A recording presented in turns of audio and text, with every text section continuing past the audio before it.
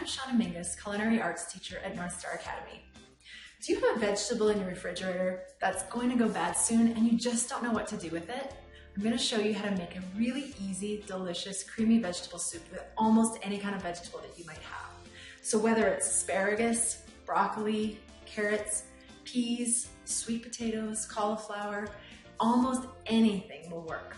So all you really need for this recipe is oil, an onion, and if you have garlic, great, a broth of some sort, or liquid like milk or cream, and your vegetable. This recipe comes from the Food Lab, which is one of my favorite cookbooks. Not only are you going to make this amazing soup out of barely any ingredients, but you're also going to serve it in a bread bowl that you'll make.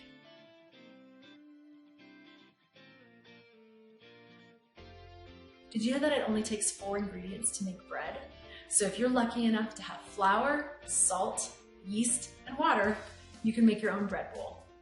The best part about bread bowls is no dishes to clean up after. Start by covering the bottom of a large saucepan or stock pot with olive oil or another high smoke point oil.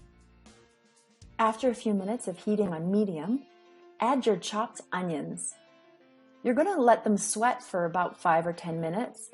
You don't need to brown them, but you just want to get the flavor out of them. I also added minced garlic at this point. You can choose to do that if you have it. If you like to add carrots and celery to your soup bases, this is a good point to do that too. I added flour here to thicken mine a little, but this is optional too.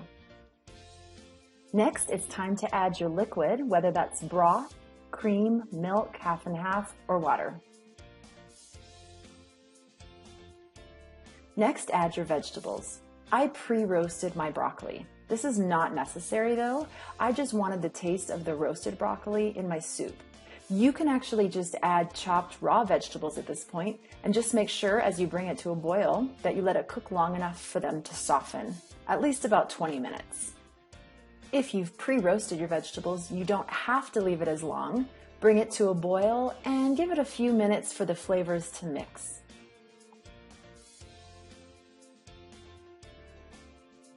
Now it's time to puree.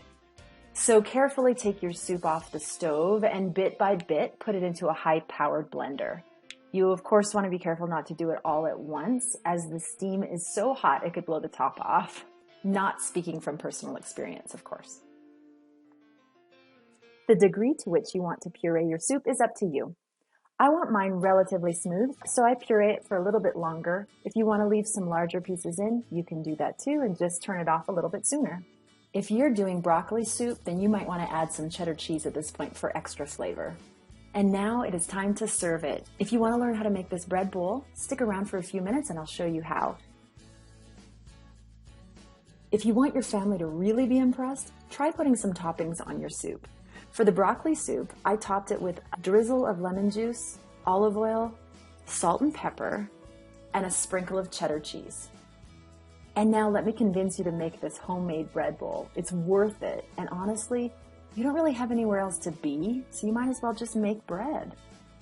And here are the ingredients that you need: flour, water, yeast, and salt. Sugar is optional. I did not add sugar to my loaf, but you might like a sweeter loaf of bread. Start by sprinkling the yeast over the water. This is a time lapse of about 10 minutes and you can see how active the yeast got. That's showing that it's very much alive and ready to make bread.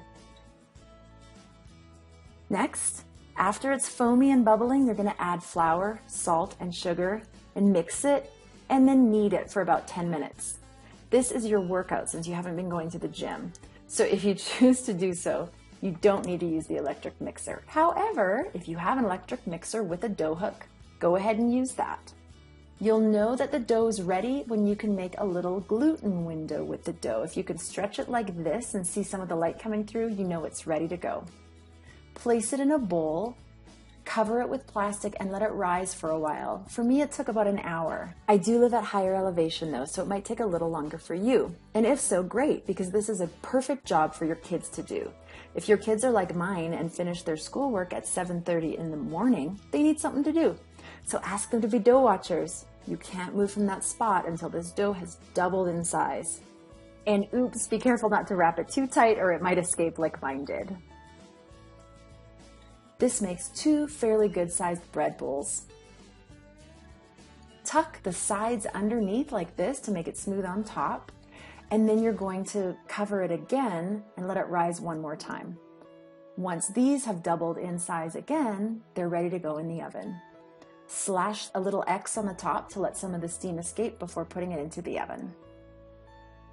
When it's ready, put it in at 365 degrees for about 35 minutes, and you're done.